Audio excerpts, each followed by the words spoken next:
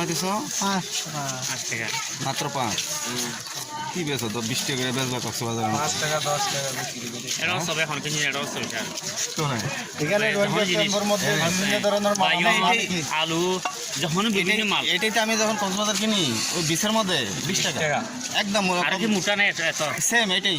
তাছাড়া হড় ভাই ছড় বেশি। আপনি আমি করি দাদা, হ্যাঁ কক্সবাজার মনে করেন আলু কেজি পাবেন আপনি 40 টাকা করে 40 টাকা, এখানে পাবেন 15 টাকা।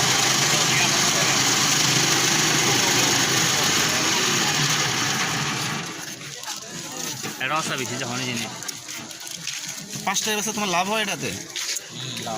হ্যাঁ মানে অল্প হয় আর কি, তোরা তো অল্প করে। যাই হোক, something is better then nothing, তাই না?